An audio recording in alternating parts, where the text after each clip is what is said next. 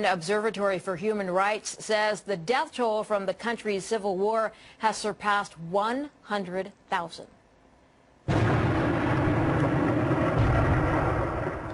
The group, based in the UK, says the actual death toll is likely even higher.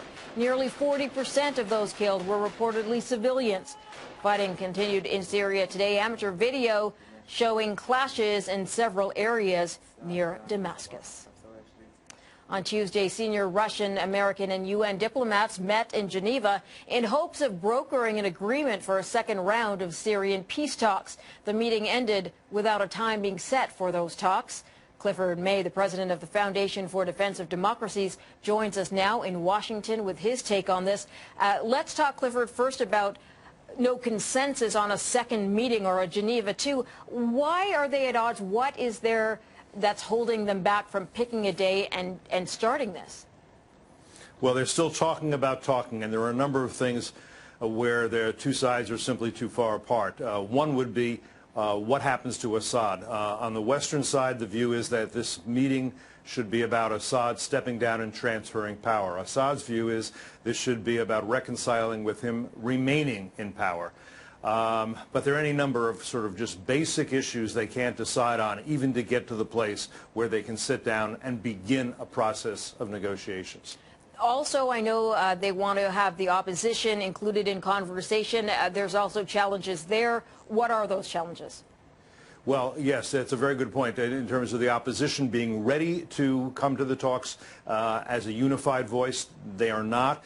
And in part that's because they've been set back recently and they don't want to come weak. Another important part is that on the Russian side, they want Iran to be included. And Iran, of course, is sending not just advisors, but not just weapons, but actual troops in, and also dispatching Hezbollah from Lebanon, which is in a way Iran's foreign legion.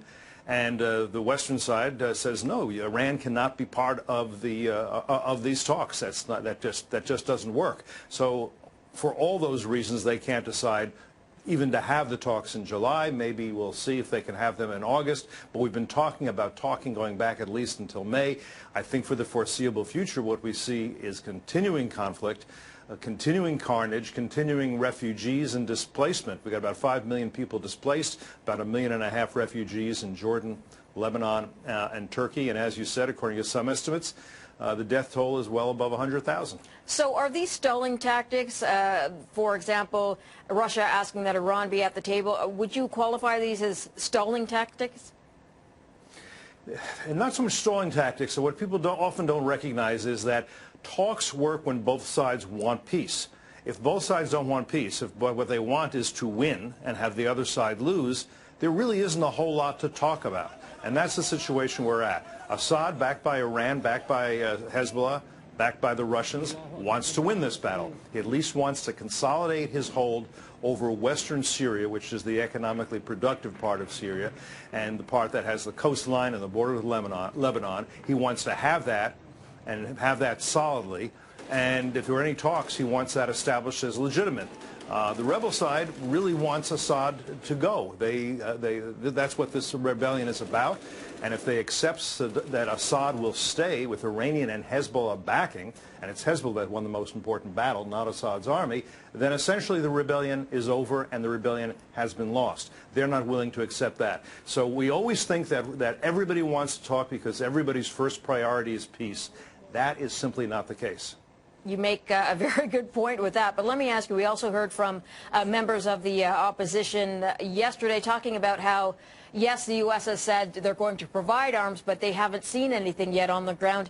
Do you think that is just a timing? Those arms have not made it to Syria yet? Or do you think that perhaps the U.S. isn't planning to follow through? What's your take on what was said by the opposition? I'm really not sure what's going on there.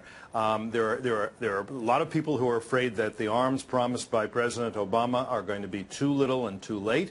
But there are other people who are saying that a lot of things are going on covertly that nobody wants to talk about. You've seen reports, credible reports, that the CIA is doing training in places like Jordan. The Jordanians are denying that that's happening, although the U.S. troops have been in Jordan to sort of bolster Jordan in case there's what's called spillover from the war. I don't think we really know the answer, and probably won't until the next battle. And the next battle is almost surely the Battle of Aleppo. That seems to be where facts are going to be changed on the ground one way or another. If the rebels do not get arms that they can use effectively in Aleppo, they will lose Aleppo, and Assad will be in a much, much stronger position. If Assad, however, should not prevail in Aleppo, and the rebels do get what they need, and they're trained to use it, and Assad is set back, then the rebels have at least some momentum on their side, and then you could think of there might be talks again, but I can't promise that either. It is a complicated situation. Thank you for providing